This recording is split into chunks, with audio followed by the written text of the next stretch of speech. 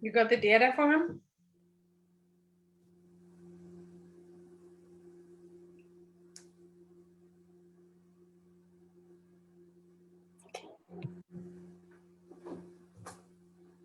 ጤና ይስጥልኝ እንደምን ሰነበታችሁ እንደምን ከረማችሁ ሳምንቱን ጠብቆ ላገናኘን ለልዑል እግዚአብሔር ምስጋና ይገባዋል ትዝብት ይባላለሁኝ እንግዲህ ዛሬም እንደ ሁልጊዜው በኢሲኤልኤ በኩል ሁለት ባለሙያዎችን ከአፍሪካ ኮሊዥን ይዘንላችሁ ቀርበናል ዛሬ የምንነጋገርበት ርዕስ ስለ አደንዛዥ እጽ ጉዳት እና ስለመጠጥ ጉዳት ሊያስተምሩን እና ሊመክሩን ብቅ ብለዋል ከዚህ በፊት ሰናይትና አልፋ በሜንታል ሄልዝ ዙሪያ አስተምረውናል መክረውናል ዛሬም እንግዲህ ጥያቄዎችን ጠይቃቸዋለን ጥያቄና መልስ ካላችሁ ጥያቄና መልስ እንቀበላለን እንግዲህ የመጀመሪያውን ጥያቄ መጀመሪያ ላስተዋወቃችሁ ሰናይት የመጀመሪያ ተገባዣችን ሰናይት ናት ሰናይት አድማሱ she is an MSW the clinical therapist and the president at African Collision and Alpha ደግሞ Alpha Tembo an LCSW the clinical director at African Collision welcome እንኳን ደህና መጣችሁ እንግዲህ የመጀመሪያውን ጥያቄ ከአልፋ ጀምራለሁ I'll start the question with Alpha Alpha what is the root cause of addiction okay thank you very much Tizer I appreciate the time you took to introduce us and to invite me into this forum I'm very delighted to be here drug addiction has been a very, very important aspect of things that affect us in these United States of America and across the world. Research has shown that addiction is one of the major dysfunctions that really affects society as a whole. And so we have to look at it with a special lens. We can be able to get to the bottom of it so that we will be able to help the people that are in need of help when they are drug addicted. According to research, there has been very, very different reasons as to why people are addicted or are being prone to use drugs to the extent that they lose hold of themselves. One of them is environmental. Environmental factors are shown that when you are in an environment, especially for teenagers and kids, they are usually out there, they go to school, they go out and socialize with other kids, they go out in the community. And there is a high likelihood of those kids, if they are friends that they mingle with, they want to be part of the group, they are using drugs, they start using drugs, there is a possibility that your child or that child is going to use drugs. That's one of the things that we have to watch very closely, the relationships of these children and ourselves in the community that we live. The second factor is mental health. And when I say mental health, is very broad. There is a history of mental health that usually leads to somebody using drugs to become addicted to drugs, especially individuals that have been through some kind of trauma. Okay, somebody who was sexually abused when they were young, they were physically abused when they were young, or they have gone through some kind of extreme trauma, such as war or anything that's related to maybe war and its effects on the individual as a whole. When that happens and that child or that person becomes older, they become a little depressed, they have anxiety, they have traumatic thoughts in their heads. So for them to cope 9 out of 10 times, they will turn up to use drugs. That's one issue. So you always have to ask yourself, if you are using drugs or your person that's very close to using drugs, look at the history of that person. What has happened in the past? What is going on? What kind of family they came from? One of the other factors is stress. Stress in society.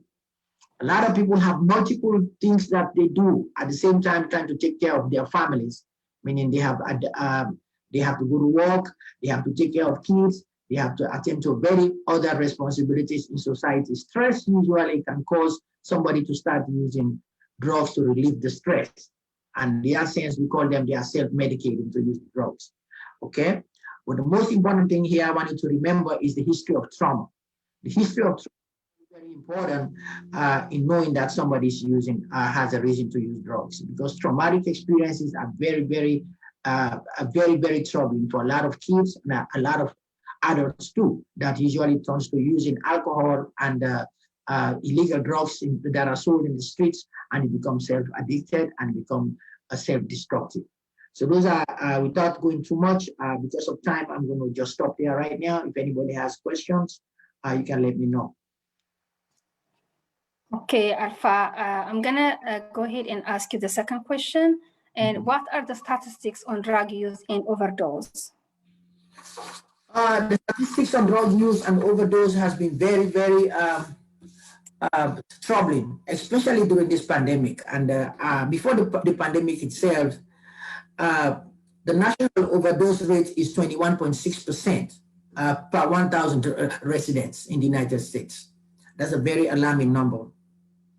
Year to year, overdose deaths run as high as 71,130 from December 2018 to December 2019. 71,130 people died of drug overdose. That's a very sobering statistic, okay? The number of drug overdose deaths in America increased by as much as 21% annually from 2015 to 2016. Imagine that. So meaning that the problem is not getting better. Among youth and adults aged 15 to 24 years age, the average annual overdose death rate is 12.6% of every 1,000 people in society. Did you hear that? That's very sobering. Meaning that the death rate among the same age group is 41.9% lower than the national average death rate. Okay? Men are more than twice as likely to use as women to die from drug overdose. Men tend to die more than women when it comes to drug overdose. So that's very important. However, women are dying from drug overdose at a slightly faster rate annually than men. Okay? Among 25 to 34-year-olds, the male overdose death rate exceeds women's by 146.8%. Meaning that the teenagers, the young adults are really the ones that are really dying more than any other age group in our society as a result of drug overdose. Okay? They are dying more than 146.8% more than women or men. Okay? The opioids are the deadliest drug type. At least one type of opioid is a factor in 71.76% of overdose. Meaning that over 70%, about 70% of all drug overdose that happen in the United States is because of opiates. And 43 people die from a cocaine overdose each day in this country. That's very sobering. So those are some of the very few statistics that I have here that I want to share with you. Okay. Also, you have to remember that OD deaths rank just below diabetes in terms of highest death account. Diabetes is a little bit higher in death rate than when it comes to drug overdose in society. So drug overdose is a really clinical risk factor. It's a clinical risk problem. It's also a health issue in society, in this society that we live. Thank you. That's all I have for right now. Yeah. Thank you, Alpha. የሚቀጥለውን ጥያቄ ወደ ሰናይት አመጣለሁኝ። ሰናይት አንድ የቤተሰብ አባል ወደ አደንዛዥ እጽ መጠቀም ከሚያስገቡት ነገሮች ጥቂቶቹን ብትገልጭልን። You're mute. You're mute. Okay. So መጀመሪያ በእውነት ጊዜሽን ወስደሽ ECLA ማመስገን እፈልጋለሁ። ይሄ ጉዳይ ወደ ጥያቄሽ ከመመለሴ በፊት I think ECLA ነገር ለፍቶ ነው የሚያዘጋጀው። የተለያዩ እንግዳዎች ከዚህም በፊት እየቀረቡ ተነጋግረንበታል። ለአንድ ነገር ላሳስብ የምፈልገው ይህንን ዝግጅት ለሚመለከቱ መታሰቢያ እንዲሆን ይሄ እንግዲህ ኮሚኒቲያችን ወይም ደግሞ የማህበረሰባችን መነጋገሪያ ክፍል ስለሆነ መቼም ከምንም አንዳንድ ሀሳብ መለዋወጥ ይጠቅማልና እቺን ሰዓት እኔንም ጨምሮ ብዙ ጊዜ ብንሳተፍ ጥሩ ነው ብዬ አሳስባለሁ። ምክንያቱም እኛንም ጨምሮ ሌሎችንም በዚህና በሌሎች የማህበረሰብ ጉዳዮች መነጋገር ያለብን መድረክ ስለተከፈተ በፊት የለንም ነበር። አሁን ደግሞ ሲከፈት እንደ ቀላል ነገር ማየት የለብንም ብዬ አሳስባለሁ። ከዚህ ቀጥሎ እንግዲህ አልፋ የተናገራቸው አንዳንድ ነገሮች አሉ። በአንድ ቤተሰብ ወደ አደንዛዥ ዕፅ የሚለውን ጥያቄ ነው የጠየቅሽው። ከዛ በፊት ግን ምንድነው ይሄ አዲክሽን ማለት ምንድነው? ይሄ የዕፅ ጥቅም የሚባለው ነገር ምንድነው? በእኛ በክሊኒካል ስራ እንግዲህ እንደምታውቂው ድሮ የዕፅ እና የመጠጥ የሚባል ጉዳይ ነበር። አሁን ግን ድረግ ሰብስታንስ አቢዩዝ ይባላል። በአጠቃላይ የመጠጥን በዛ ስር ይጠቃልላል ማለት ነው። እንግዲህ ስንነጋገር መጠጥንም እንጨምራለን። ወደ ጥያቄ ልሄድና ምንድነው ጥቂቶቹን ብትገልጽልን። እንግዲህ አንደኛው በማህበረሰባችን ኖርማል ነው ማለት መጠጥ ማለት የእንግዳ መቀበያችን ነው። መጠጥ ማለት የምንደሰትበት ነው። ቤት የሚያሟቅ ነገር ነው። አብሮ የሚመጣ ነው። ከምግብ በኋላ መበላት ያለበት እንደ ኖርማል ተብሎ የሚታሰብ ነገር ነው። አድገንበታል። ወላጆቻችንም ሲያስተናግዱበታል አይተናል። እንግዲህ ከመጠጥ ብጀምር ምንድነው ችግር የሚመጣው? ከመጠን ያልፍና ከመወደዱና ከጠቃሚነቱ በላይ ለችግር መወጫ ሆኖ መጠቀሚያ ሲያደርጉት ደግሞ አንዳንድ ጊዜ ደግሞ ለጊዜ ማጥፋት ሶሻላይዝ ሆነው በውድድር የመጠጣት ጉዳይ አለ። ዝም ብሎ ገንዘብን ለማውጣት የሚደረግ ብዙ አይነት የተገናኙ ባህሪዎች ይኖራል። በዛ ነው የሚጀመረው። እንግዲህ በመጠጡ ስንል ግን ቦታውንና መስመሩን ለቆ ይሄ አቢዩዝ ሆኗል ወይም ደግሞ ለአደጋ ይጋልጣል የምንለው ምንድነው? መቼ ነው? መጠኑን አልፎ አንድ ሰው ጠጥቶ ሰው መደባደብ ሲጀምር፣ ከስራ መቅረት ሲጀምር፣ ጤናውን ሲያውከው እና ያንን ነገር ካልጠጣ ስራውንም የዕለት ተዕለት ኑሮውንም በደንብ ማካሄድ ካልቻለ ያ እንግዲህ መስመር አልፎ ወደ አዲክሽን ተጀምሯል ማለት ነው። መጠጥ እሱን ነው የሚመስለው። በሌላው በኩል ይሄ ዕፅ የምንላቸው ደግሞ እንግዲህ ሀገራችን ዕፅ የምንላቸው የተወሰኑ እንዲሆኑ ነበሩ። ብዙም ባላቅ ስለ ሀገራችን ጥናት አላደረኩም። ግን እነ አፄ ፋሪስ የሚባሉ እንደዚህ አሁን ደግሞ ይሄ ዊድ የሚሉት ማርዋናም ነበረ በሀገራችን። እሱን እኔ የማውቀው ለትምህርት የሚጠቀሙበት ነው። እንግዲህ አዲክትድ ነው። ይሄ ስቲሙለስ ይባላል። ስቲሙለስ ማለት እንግዲህ ጭንቅላት ብሬናችን ውስጥ ያለውን ኒውሮንስ ሪላክስ ትንሽ ፈታ አድርጎ የበለጠ እንዲያስቡ እንዲመራመሩ ተብሎ ቤተክርስቲያን አካባቢ አፄ ፋሪስ ድሮ እንደሚጠቀሙበት እንሰማለን። በዚሁ አጋጣሚ ይህንን ልምድ በማግኘት ግን ከሀገራችን ጋር ለማያያዝ ብዬ ነው ወደዚህ ለማምጣት። ወጣቶችም ይጠቀሙበታል። ምክንያቱም ለጊዜው ደስተኛ ስሜት የሚፈጥር ነው በአእምሯችን ማለት ነው። በዛ ይጀመርና እችንም ሲባል እንግዲህ ነገም ዛሬም ስትደጋገም ጓደኛም ጋር ከሆነ ከማህበራዊ ግሩፕ ያለው ሶሻል ግሩፕስ በዛ ይለመድና ካሁን በኋላ አንድ ጊዜ ይሄ ጭንቅላታችን ያሉ ሴሎች አለሱ መስራት ሲያቆሙ አዲክሽን ደረጃ ላይ ይደርሳል ማለት ነው። ሰው ተነስቶ ወደ ስራው ለመሄድ አንድ ነገር ለመጻፍ ያንን ነገር ይጠብቃል። ያ እንግዲህ ሀገራችን ነው ብዬ ነው የማስበው። ይሄኛው ወደዚህ ለምንድን ነው ስንለው ብዙ ጊዜ በወጣቶች ላይ ይታያል ይሄ ነገር። መጠጥ ሳይሆን መጠጥ እንኳን በሁሉም እድሜ ነው። በእውነተኛው ነገር ልነጋገር ከተባለ ያው ተቀብለነው አባት እንዴት ይባላል የአባትን ጉዳይ ይሆንና የእናትን ጉዳይ በተለይ ሴቶች ላይ የሚነገር ጉዳይ አይደለም እንጂ የመጠጥ ጉዳይ ሁሉም አለው። ከመጠን አልፎ አንዳንዴ በእነሱ ላይ ዲፔንደንት ሆነን ከመተኛታቸው በፊት የሚጠጡ ወንዶችም ሴቶችም አሉ። ሲወጡም የሚጠጡ አሉ።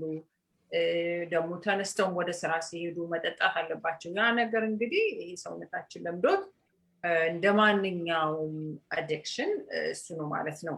በአደንዛዥ እጽ እንደምንላቸው እዚህ ሀገር ለምሳሌ ክሪስታል ሜት አለ፣ ኮኬን አለ፣ ማሪዋና ክራክ ኮኬን ሚክስ እያደረጉ የሚሰሩት አንዳንድ ነገሮች አሉ። ማሪዋና በተለይ በማስቲክ አለ፣ ምንድነው በብዙ አይነት እየሰሩት ነው፣ እየተራቀቁበት ነው። እሱ እንግዲህ ራሱን የቻለ ኬሚስት የሆነ ነገር ኢንግሪዲየንት አሉት ከዶፓሚን ከጭንቅላታችን ኒውሮንስ ጋር የሚያዙ እንግዲህ ወደ ሳይንሱ ከመግባት በፊት ያ ነገር ዲፔንደንት ምን ሆነው በብዛት አንድ ቀን ሁለት ቀን ይወሰድና በተለይ በወጣቶች ላይ ለመዝናኛ ብሎ የሚወስዱት ነገር ነው። ያቺ ደስ ስትላቸው አይ ይሄን በወስድማ የበለጠ ደስ ይለኛል የበለጠ ኦፍ ኮርስ ከአንደኛው አንደኛው መጠኑ እየበለጠ ሲመጣ ሳያውቁት ጭንቅላታቸው ያን ነገር ይለምድና ያችን ደስታ ጊዜያዊ ደስታ ማግኘት ይፈልጋሉ።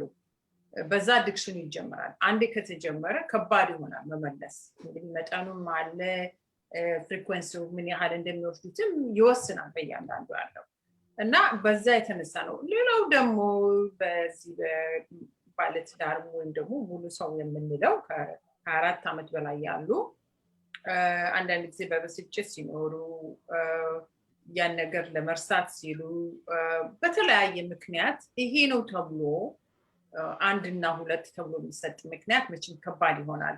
በአብዛኛው ግን አንድ አይነት እና ይሄ ነው ብዬ እንግዲህ ከምናገኘው አንዳንድ ከሚመጡ እርዳታ ከሚፈልጉ ሰዎች የምናገኘው ነው እንደ ሪፈራል የምናደርገው። አብዛኞቹ ወጣቶች ናቸው። ከ13 ዓመት እስከ 24 ዓመት ነው። እነሱ የሚጀምሩት በጓደኝነት ነው።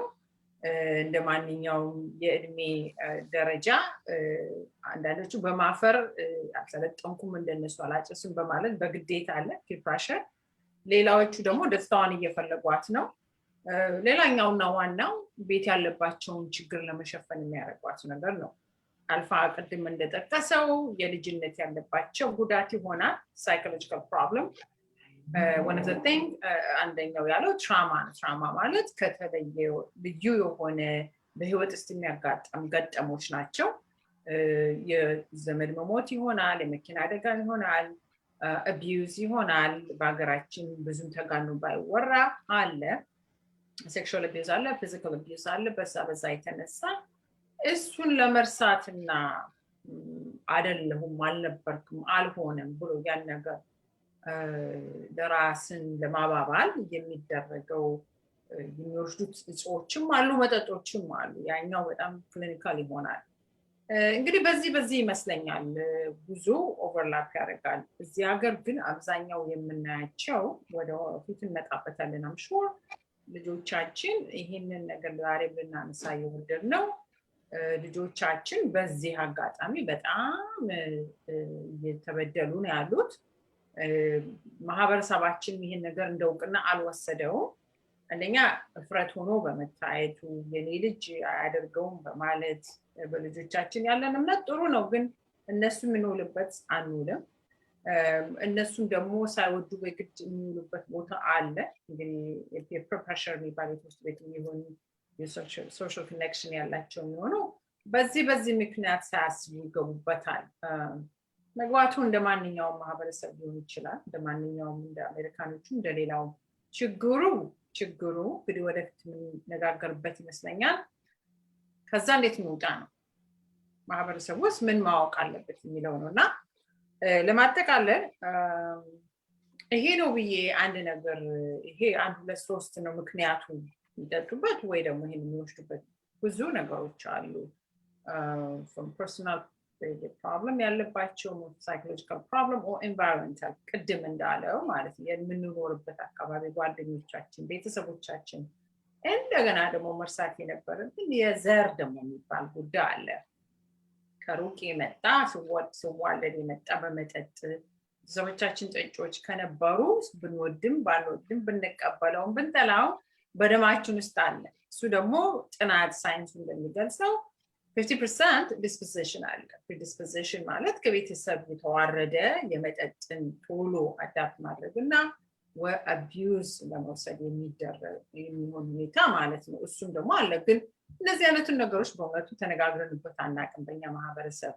ዚላ ላብቃና ሁለተኛው ጥያቄ አልፋ እየጠበቀ ነው እኛ በአማርኛ ነው የምናወራው እሱ በእንግሊዝኛ ነው ምንድነው የሚያወሩ ብሎ ጭንቆታልና ሁለተኛው ጥያቄ I just saying Alpha, you wonder what we're talking about this long and you answer shorter. Here we go, it's your turn. Actually የሚቀጥለው ጥያቄ ተመልሼ ወደ አንቺ ነው የምመጣው ይሄንን ካልሽ ሰንዬ የመጠጥ ወይም ያደንዛዥ እጽ ተጠቃሚዎች በምን ያህል ጊዜ ሱሰኛ ይሆናሉ ሊሆኑ ይችላሉ በማያያዝ ደግሞ በሱስ መጠቃት በቤተሰቡ ወይም በህብረተሰቡ ውስጥ የሚያመጣው ጉዳት ምንድነው Actually አልፋ መጨመር የሚፈልግ ከሆነ እዚህ ላይ ጨምርልናል ግን ካንቺን ጀምርና አልፋ የሚጨምረው ነገር ካለ ይጨምራል ሁለት ጥያቄ ነው የሰማሁት እዚህ ውስጥ አንደኛው ምን ያህል ጊዜ ምንም ከባድ ነች ጊዜዋን ምንለካት አይደለች ምክንያቱም አናቅም አንዳንዱ ከልጅነቱ ይጀምራል ከልጅነቱ አዳፕት አድርጎት አዳፕሽን አለ ግን to the point ሊሚቱን እስከሚያልፉ ድረስ ሲሆን ያው እንግዲህ አዲክትድ የሚባለው ከፍላጎትና ከቀንቀን መጠጣት ይልቅ እንዳልኩት ለየት የሚያደርገውና ዳያግኖስ የሚሆኑት ምን ያህል ስራህን ጥለሃል በመጠጣት መነሳት አቅቶሃል ወይ ጤናህን ጎድቶታል ወይ መረበሽ ይሄን ይመሰለ በጣም ኢምፓክት የሚያደርገው አንዳንድ ነገሮች ሲያደርጉ ነው እንግዲህና ጊዜውን ባለቤቱ ነው የሚያውቀው obviously 1 2 3 ሊሆን አይችልም በርግጥ ጊዜውን መወሰን የምንችለው በዛ መጠን ነው 2 3 እና ይሄ በየአመት ባሉ የሚጠጡ መጠጦች አይደሉም ወይም ደግሞ ምን ያህል አማውንት የሚወስደው ያን ሰውዬ ክሱን የሚያደርገው ምን ያህል ነው ይወስነዋል እሱ ይመስለኛል መጠጥን በሚመለከት በአደንዛዥ እጽ I think በተለይ በዚህ በልጆቹ አልፋ እንዳለው በወጣቶች ላይ ይታያል ብዙ ይሄ አደገኛነት የተለያየ አለ ማሪዋና አሁን ብዙ የሚያጨሱ ልጆች አሉ እንደ ኖርማል ወስደው አሁን በተለይ ስለተፈቀደ እዚህ ካሊፎርኒያ ዲስ everyday የሚወስዱት አሉ እነሱ justify የሚያደርጉት ጥሩ ነው ጥሩ ደስታ ይሰጠናል ብዙ እንድናስብ ይሆናል ሳይንሱ ደግሞ ሌላ ሳይድ ኢፌክት እንዳለው አንደኛው ሜሞሪ ሎስ አለ although ትንሽ ሃይ ይሆናሉ ሪላክስ ያደርጋሉ እንጂ አዲክሽን ላይሆንባቸው ይችላል obviously ግን when it comes ትንሽ ተለቅያሉ ከዛ ጠንካራ ያሉ ደግሞ እንግዲህ ቶለራንሱ እዛ ነው እዛ ድረስ መደሰች ከቻሉ በማሪዋና የሚቀጥለዋን ደግሞ ሞክራትና ይሄማ እንደዚህ ከሆነ የላይኛውማ ብዙ ያስደስተናል ብሬኑም እንደዚህ ነው እንግዲህ ጭንቅላቱም እንደዚህ ነው ሌላ ማምጣት ስለሚል እችነስ crystal meth and crack cocaine ያ አንድም ሁለትም ይበቃቸዋል በእውነት አይቻቸዋለሁ በተለይ crystal meth and CPC የሚሉት አለ ይሄ ማንሜድ ከምንም አምጥተው የሚሰሩት ነው እነዚህ ከባድ ድረጎች ናቸው ብዙ ወጣቶች ጭንቅላታቸው አይችልም የተመጣጠነ ምግብም አይወስዱም እና በአንድ ጊዜም ይሁን በሁለት ጊዜ በጣም ይጎዳሉ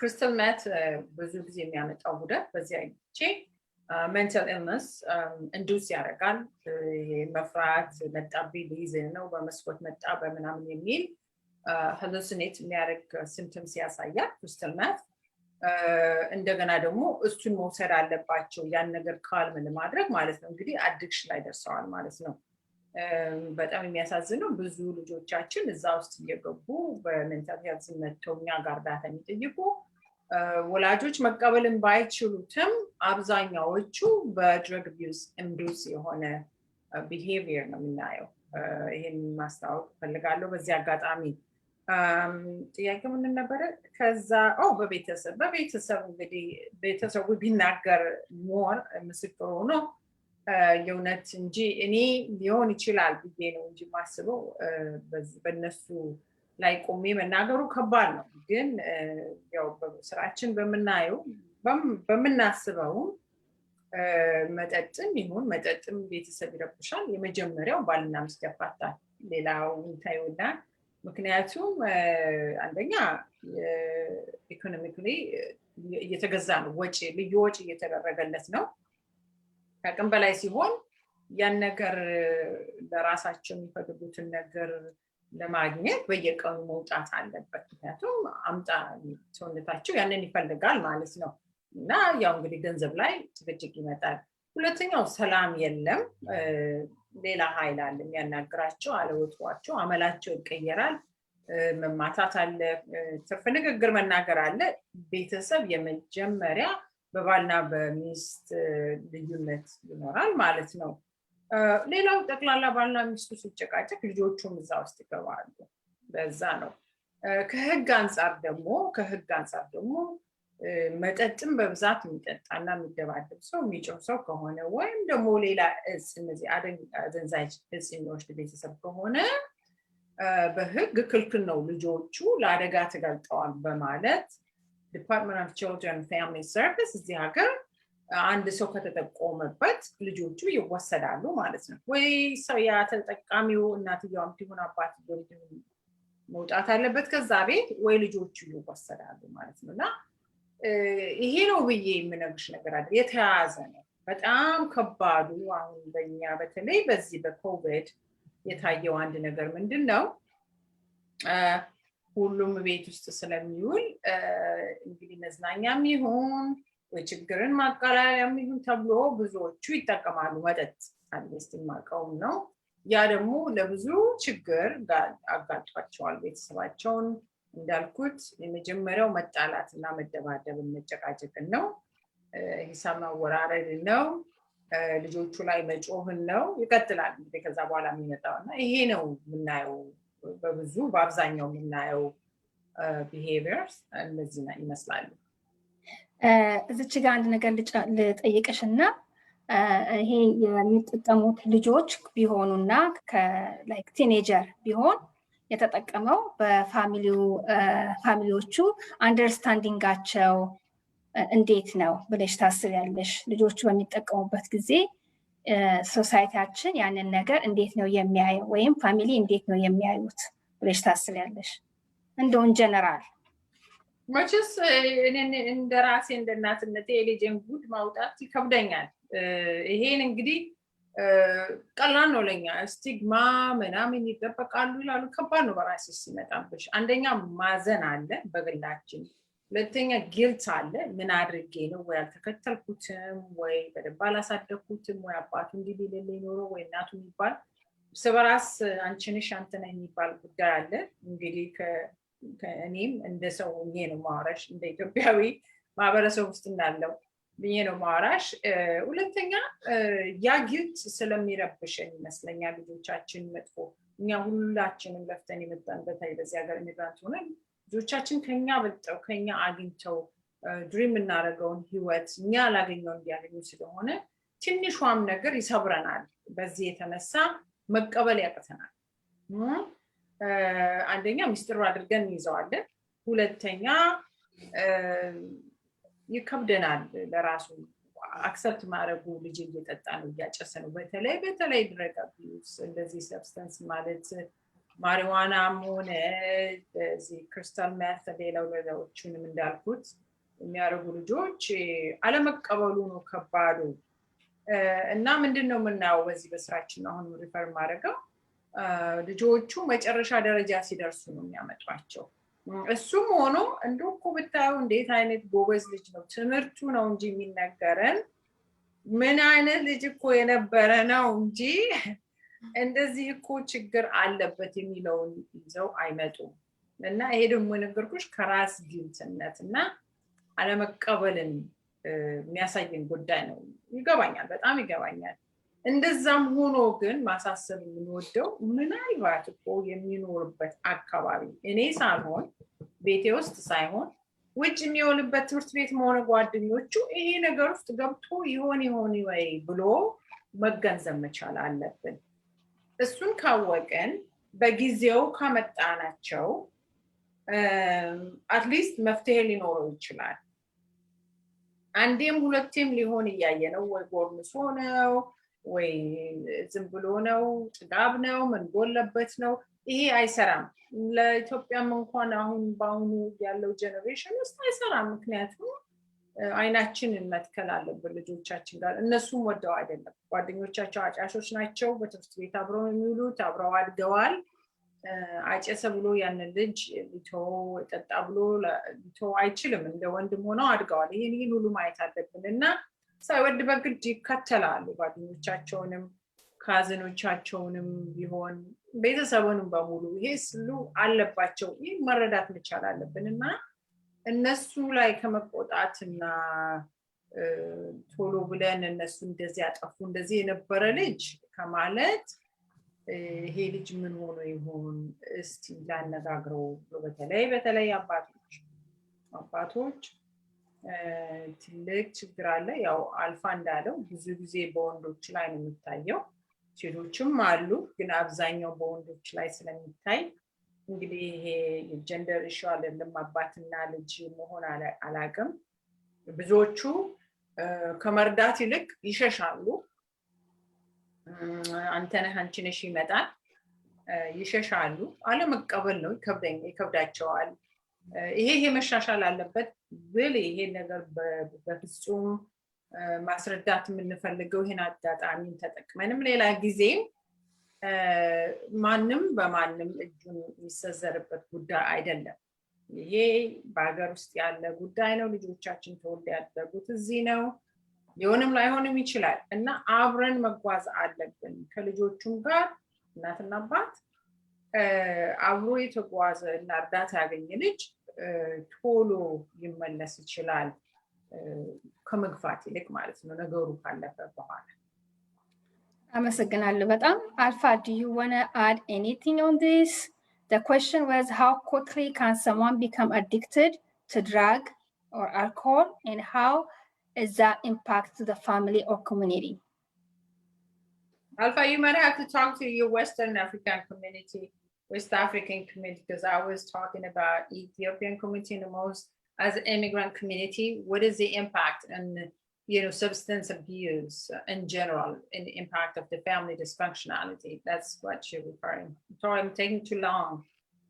No, it's okay. It's fine. It's good that I do. Well, that's fine. As I said earlier, substance abuse is a very difficult issue to talk about in our community, especially in West African community. It's a lot of stigma associated with that issue too, because of the fact that it's not something we talk about a whole lot. I have seen people in my community that I can see the signs of really having alcohol dependence or alcohol addiction or drug addiction, but nobody talks about it. They just let it go. They just let it go. They just act like everything is fine. But really deep down inside, I know it's not fine. The person is dying inside to get some help. I've seen that a lot in our community, and that has a lot to do with a lot of denial in the family structure, a lot of denial in the community too, and even denial in the spiritual sense, wherein even the imams or the pastor usually don't even talk about it. As long as this person is trying to live in a nice way with the family, they just try to push everything under the rug. But let me just say this. I have seen a lot of substance abuse and drug addiction destroy families in this country. Whether it is the parents that are using or the kids that are using has caused a lot of stress in our community. One of the things that is very, very key is the fact that when there is drug use in a community, because there's a difference between drug abuse and drug dependence. Abuse, I don't want to go too much clinical, but let me just explain that. Drug abuse is when somebody's using drugs, but at the same time doing things out there that have negative consequences on a daily basis, meaning that they are beating their wife, they're fighting with their kids, they are not going to work, or they're going to work, they're not doing good at work, they keep having DUIs, even though that's drug abuse. Drug dependence usually is a little better in the sense that somebody can be dependent, but they'll be able to be functional. Meaning that you can bring, any day you come from work, you can take a glass of wine just to relax. Before you go to work in the morning, you have to take 1 or 2 glasses of wine, then you can go to work. That's a problem, because it's not supposed to happen, meaning that you are depending on it. If they don't take that glass of wine, either they cannot go to sleep, or they become irritable, they're beating their wives, they are having some issues, they're having psychosomatic symptoms, maybe they're having headaches, they're not able to do the things that they're supposed to do to function. That's dependence. Okay? So when you become dependent, it can cause a lot of strain in society. It's a lot of shame in the community, in your family, that even the kids that are around the father or the mother that is drug addicted, they don't want to talk about it with their friends and families in the home. So that's why we come in. That's why African Coalition come in. That's why we come in to support the families, to make sure that whatever needs to be done to get the family or the person into a drug treatment or sober living treatment, maybe inpatient or outpatient, they can be able to go through the treatment process so that they can be able to become functional human beings in society again. Okay. What is the second part of the question again? I missed the second part. Yeah. How does that impact the family or the community? You kind of answer it. Okay. Okay. And did I answer the first part? What was the first part again? The first part, how quickly someone become addicted. Okay. I mean, I don't need to talk about it. It's very quick. But also, let me just add something that I didn't talk about earlier. How can somebody become quickly addicted to drugs? There is a research in the past that tells me that when there is a history of drug abuse or substance abuse in the family, 9 out of 10 times, 50% becoming in later generations is going to be probably addicted to drugs. Okay, meaning that if the grandfather or the father is using or has been addicted to substance abuse or drug use or alcohol use, there is a high possibility of the children being, taking that pattern too. That's something we need to watch on a daily basis. And also we need to look at as I talked about it earlier, it can take a really fast turn if somebody has a mental health issue, mental health disorder. Meaning that something has happened to them in the past, either it's depression or anxiety, or something traumatic has happened to them. One of the things that is very key is sexual abuse in our community. We don't talk about sexual abuse, but it happens. It happens in African communities wherein people are abusing children when they are 5, 6, 7, 8, up to teenage times, and it's just pushed under the rug. They don't talk about it.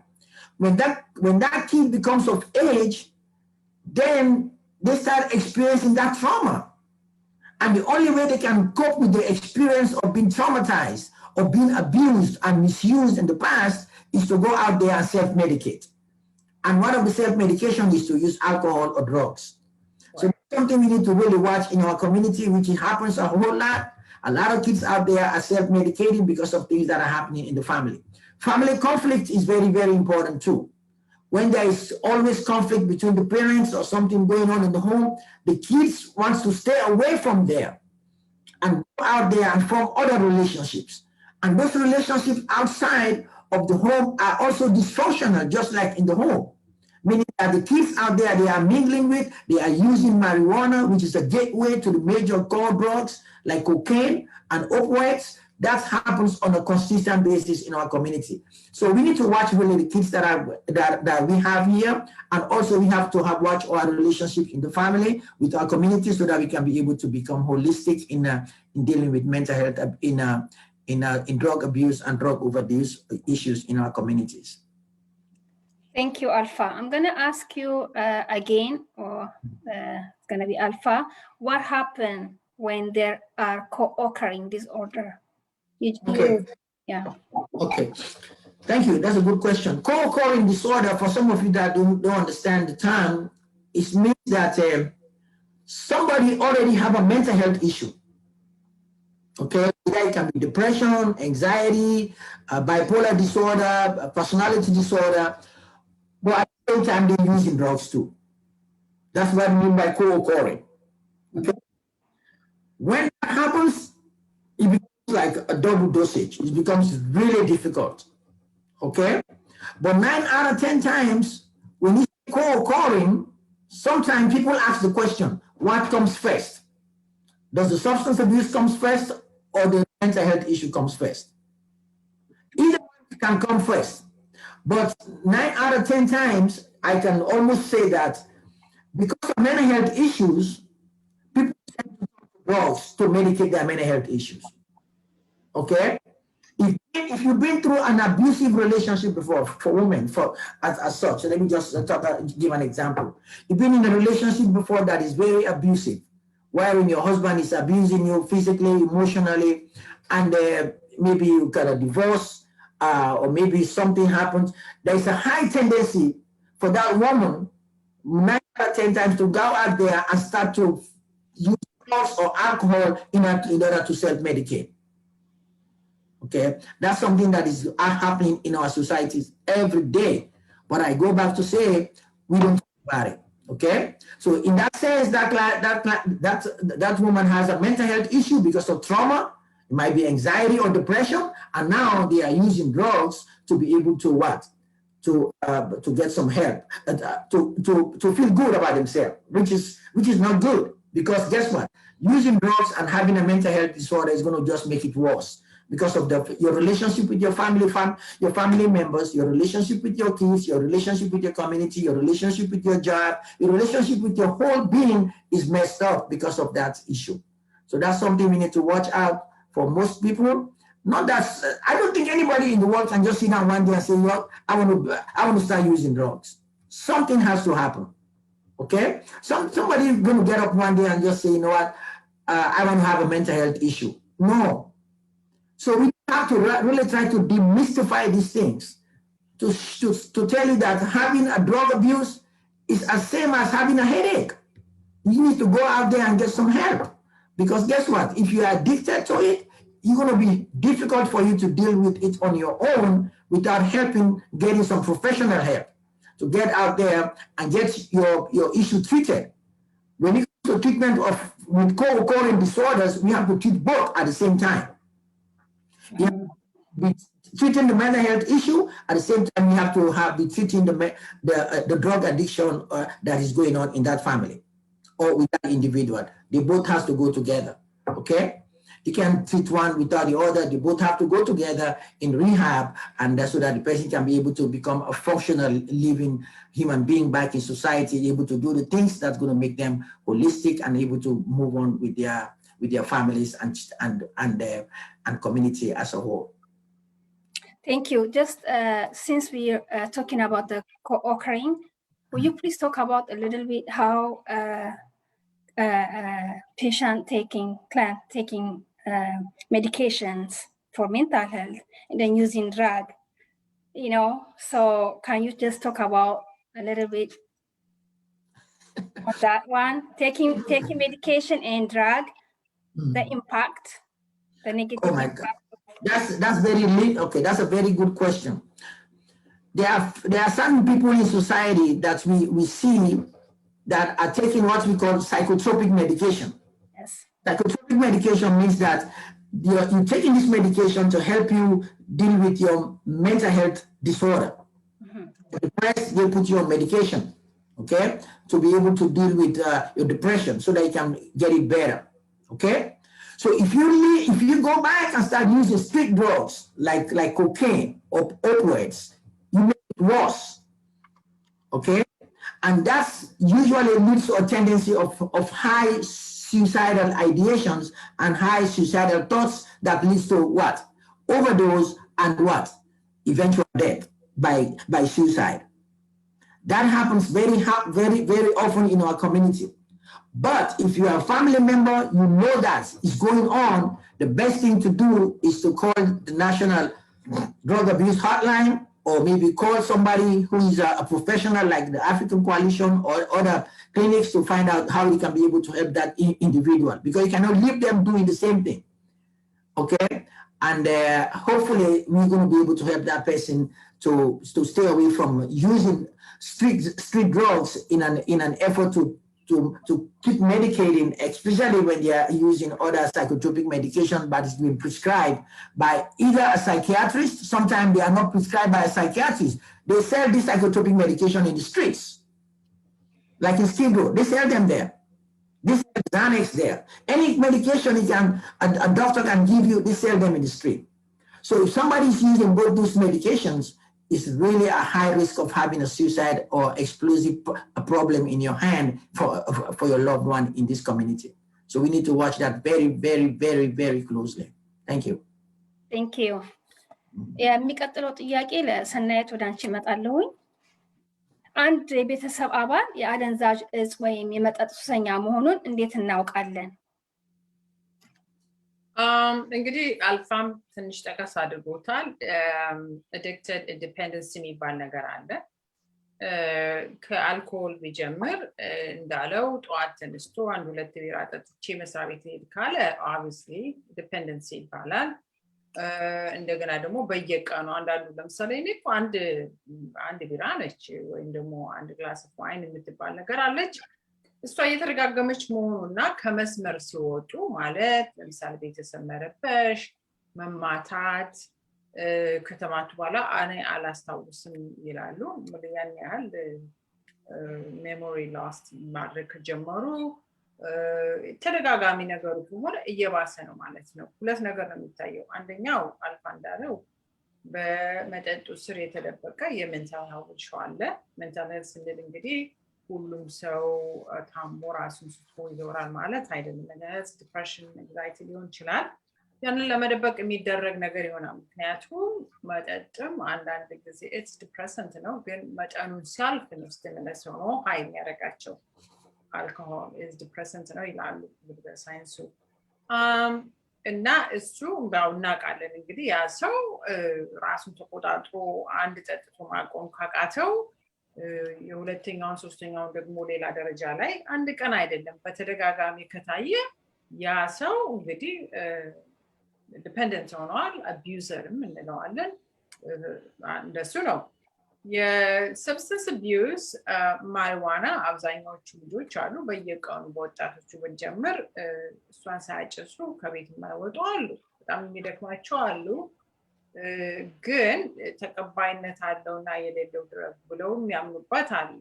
እቺ እንግዲህ ኤክስኪውዝ ናት ነው የምለው እንጂ የተሻለ ነገር የለም። the only difference የሚኖረው ማሪዋና የሚወስዱ ልጆች ዛሬ ደስ ብሏቸው ሊያጨሱ ሊጫወቱ ይችላሉ። እሷን መጠን ሲያል ደግሞ ያው እንትን ይሆናል ለምድና ሰውነታቸው ያ ደስታ የሚሰጣቸው ነገር ሳይመጣ ሲቀር ሁለተኛዋ ደረጃ እንሞክራት የሚሉት በዛ ጊዜ ነው። ይሄ ነው መጠንቀቅ ያለብን። እና እኔ አንዳንድ ቤተሰቦች አግኝቻለሁ ከ18 ዓመት በላይ ነው እና ማጨስ ይችላል ህይወቱ ነው የሚሉ ነው ወራች አሉ። እንትን ይገባኛል። በእርግጥ ከነሱም ጋር እስማማለሁ በሐሳቡ። ግን ምን ያህል ነው ያለች ያቺ ልጅ የምታውቀው ጥቅማትና ጉዳቱን? እነሱ የሚያዩት የአካባቢያቸው ከነሱ ጋር ከጓደኞቻቸው ጋር አብሮ መምሰልን ነው እንጂ ሎንግ ተርም ያለውን ነገር አለ። ከዛ ነው ሌላው ደግሞ ለየት ያለው እንዳልኩት ትንሽ ከበድ ያለው ኦፒዮይድስ ሃይስት ነው። ግን ሜንሊ ክሪስታል ሜት and ሲፒሲ የሚሏቸው ልጆቹ ይታያሉ። እነሱ በጣም አንዴም ሁለትም ይታወቃል። ምክንያቱም የተለየ ነገር ነው የሚያሳዩት። ፍራቻ ይታይባቸዋል፣ ያለቅሳሉ፣ ይደበቃሉ፣ ጮሃሉ፣ መጣብኝ ይላሉ። የመቃዠት ነገር ይጀምራቸዋል። እና አንዳንድ ጊዜ የሚሉት ሜንታል ሄልዝ ነው ይላሉ። አይደለም፣ ቨርሳል ነው።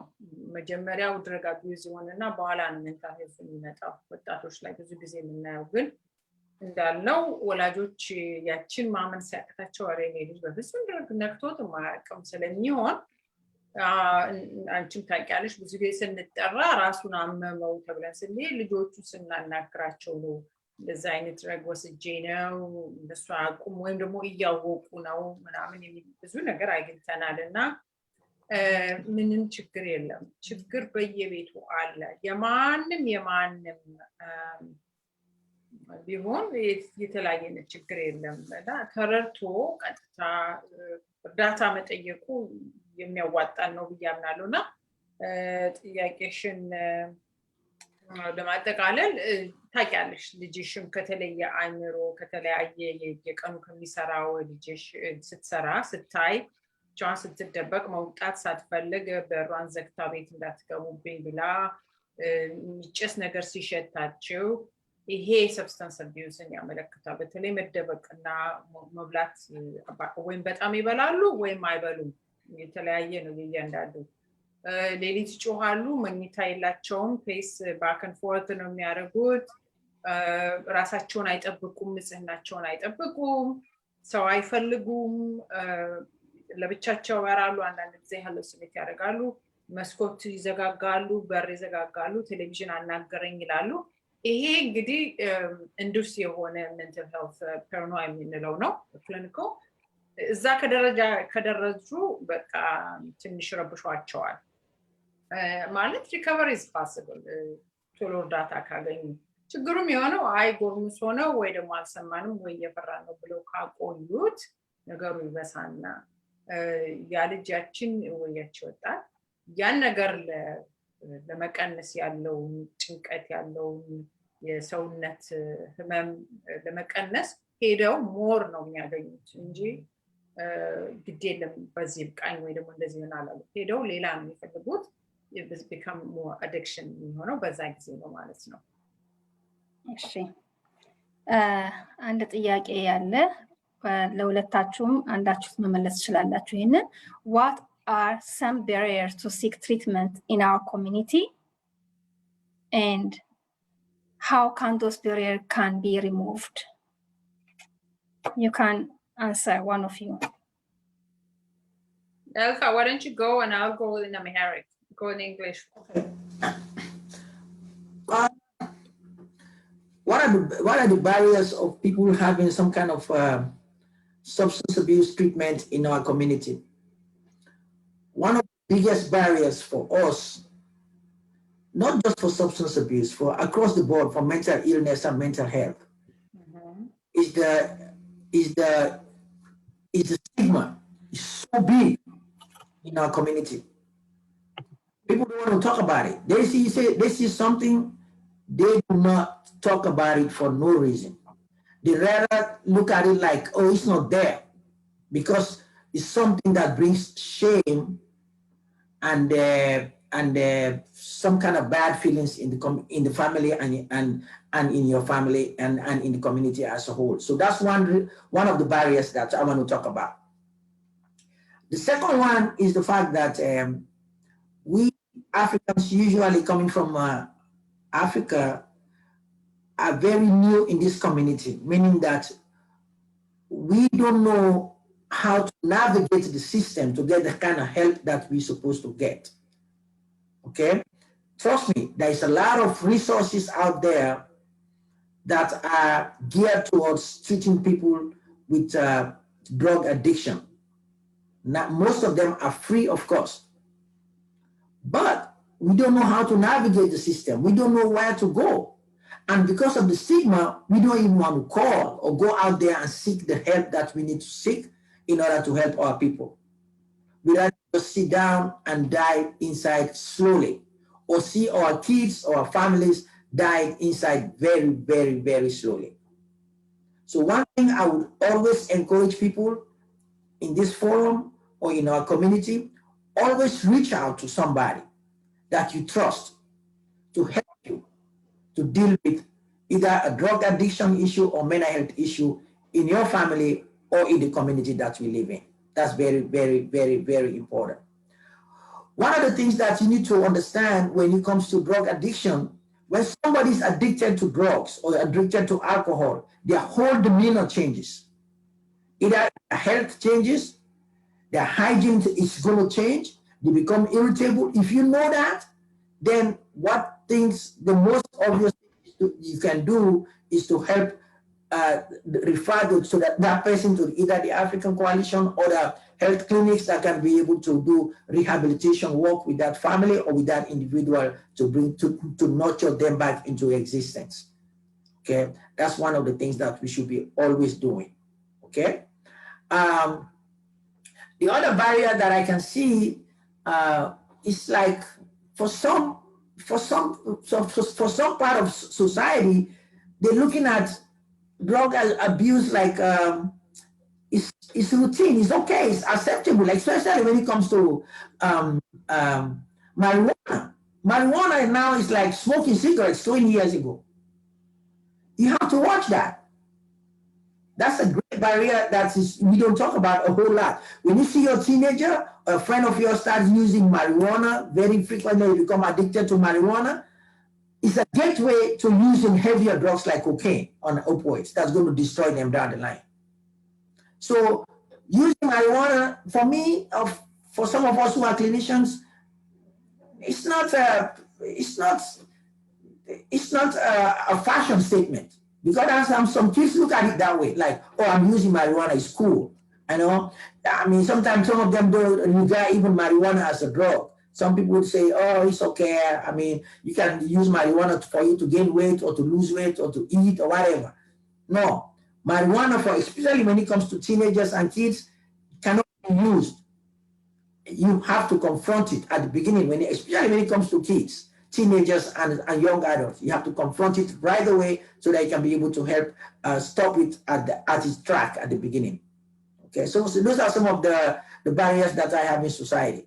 One is stigma. Second is navigating the system.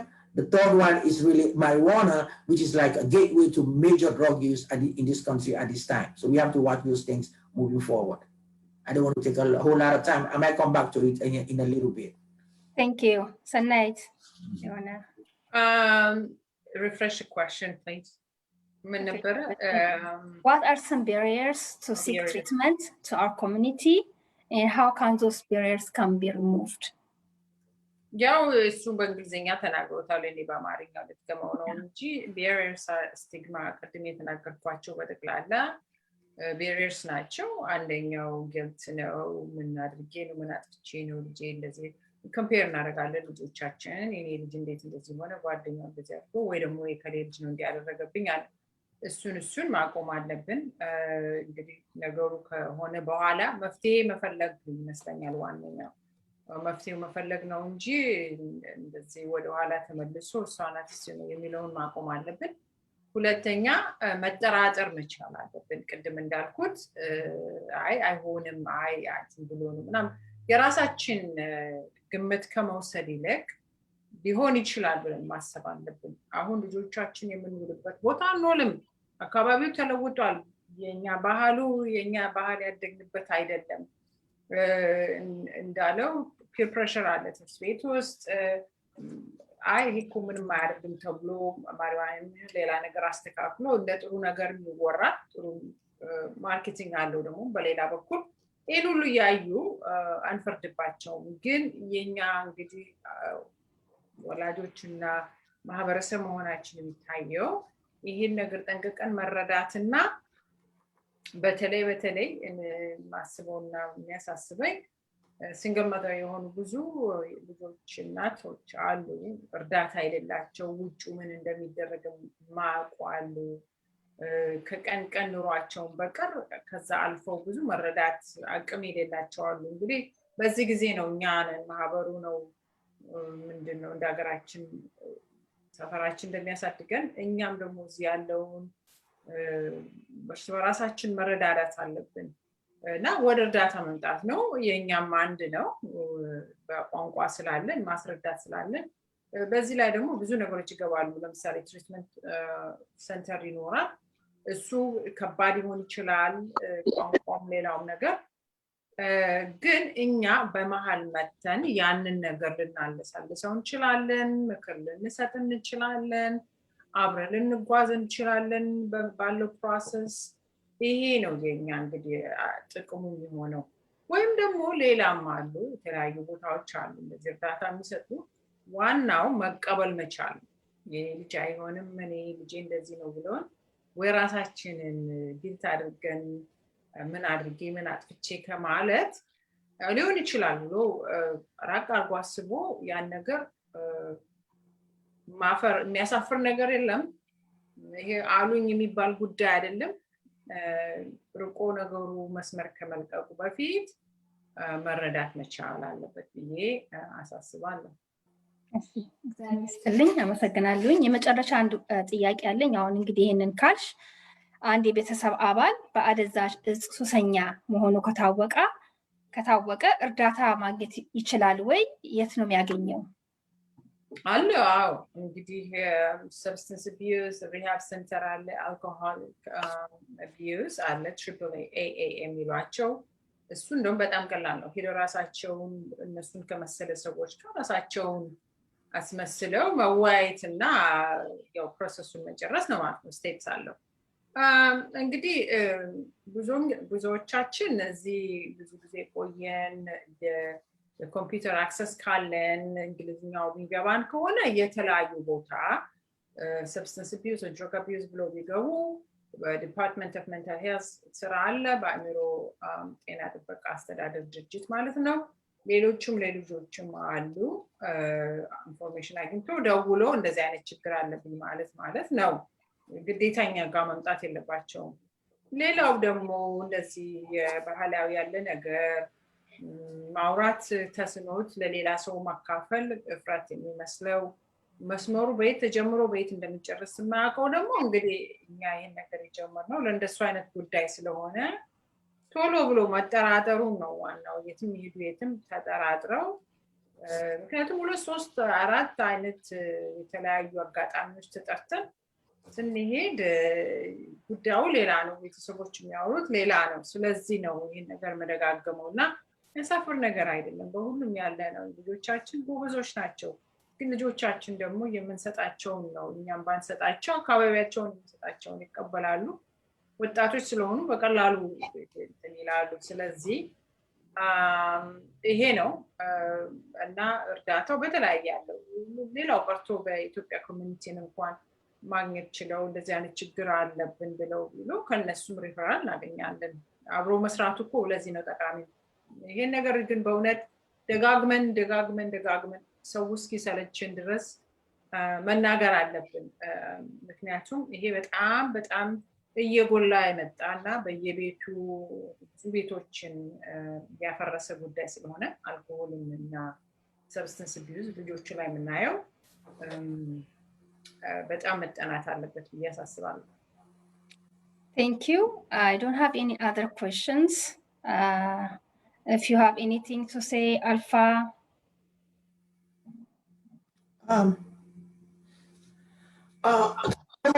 I think the last question you asked, some of the things that are having barriers to, something came in my mind too.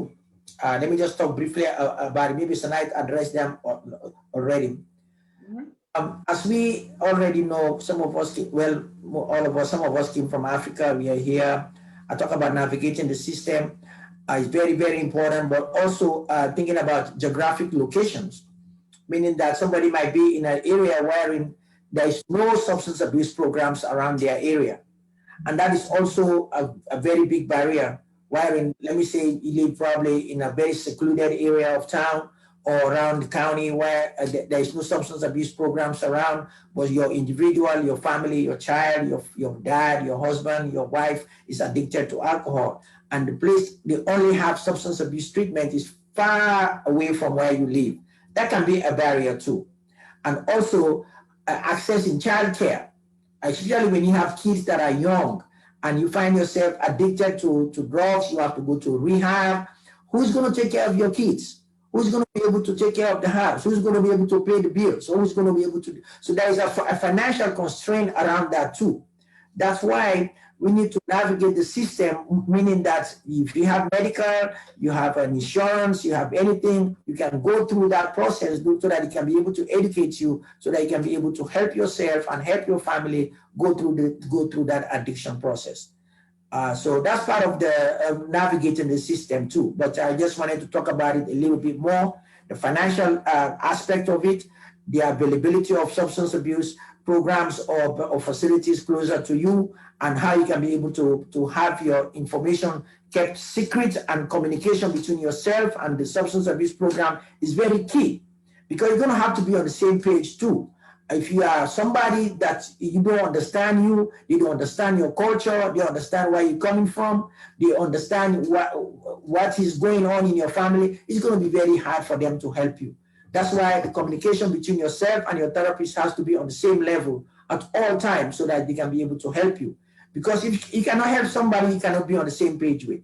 So that's very, very key. So for some of us who are Africans, that can be a very big problem sometimes, because there are very few African places that you're going to say, I'm going to go to an African substance abuse center to help you with your addiction or drug abuse. So you have to keep that in mind too. That's very, very, very important, including the information regarding price and the access to those resources that we have in our society. And childcare, we already talked about that. That's very, very, very important. Those are very, very key factors we have to look at. But there is a way to navigate all of that to help you get to where you want to get to. Thank you very much. Thank you, Alpha. So, እኔም ጨምረው ምን መሰለሽ እንግዲህ ደጋግመን ምን መጣው እዚህ አጋጣሚውን እየተጠቀምን አንዳንድ የሚያሳስቡ ጉዳዮች ስላሉ ነው መነገር ስላለባቸው ነው ሌላም ጋር እንደምናስተምረው ሌላም ጋር እንደምናረገው እኛ ደግሞ ለራሳችን በተለይ ይሄ ኦርጋናይዜሽንም ሆነ ስራ የለመድነው ማድረግ ያሰብነው ያለንን ባህላዊ ሂደቶች እና የለመድነው ያሰራር ስልት እና አስተያየት ከዚህ ከዌስተርን ባለው አካባቢ ደግሞ አጣምረን አብረን ማሸጋገር እንድንችል መነጋገር እንድንችል ነው ምናነጋገረው እንግዲህ የራሴ እንደማንኛውም አባል የዚህ የኮሚኒቲው አባል ሆኜ ነው እንጂ እንደ ክሊኒሻን ሆነን አይደለም እሱ 1 2 3 4 የሚባል ስቴፕ ነው ግን ያንን እንዴት አድርገን በውስጡ ሰው በሚገባው ቋንቋና በሚገባው ባህል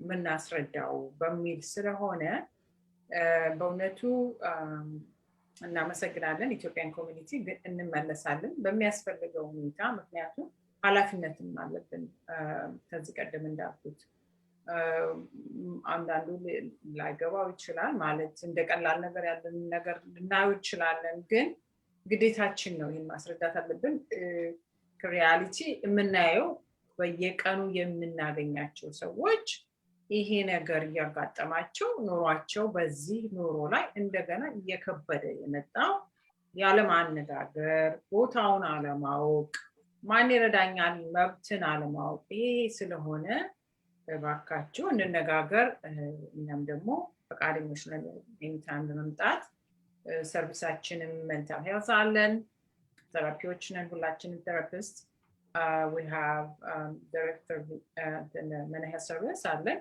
ኢሚግሬሽን አተርኒ አለን በነፃ ኢሚግሬሽን ጉዳይ ሲኖርባችሁ ያነጋግራቸዋል ይሄ መደረግ አለበት ብሎ የኮቪድ ችግር ያለባችሁ እሱንም ደግሞ እንረዳለን ቫክሲንም ቴስትም ሌላም ደግሞ ጥቃቅን ነገሮች የሚያስፈልጉ ከሆነ ቤተሰቡ በተጎዳ ከሆነ ፋይናንሻሊ ፖዚቲቭ የሆነ ችግር ያለባቸውና ባለው ሁኔታ መወጣት ካልቻሉ ይሄን ኑሮ እሱንም ሁሉ እንካፈል እዚህ እንግዲህ ልንረዳ ያለነውና ትዝ አመሰግናለሁ እግዚአብሔር ይስጥልን Thank you very much for presenting this important topic to our community at ECLA. Thank you, Alpha. Thank you, Sanait. Salam alaikum. Information action info at African Coalition is one word. I'm doing it on chat. Am I right? Okay. No, at Alphabet. Missing at. Thank you. Thank you. እግዚአብሔር ይስጥልን በሚቀጥለው ሳምንት እንግዲህ በሌላ ፕሮግራም እንገናኛለን ደህና አደሩ ደህና ይስጥልኝ እግዚአብሔር ይስጥልን እናመሰግናለን ባይ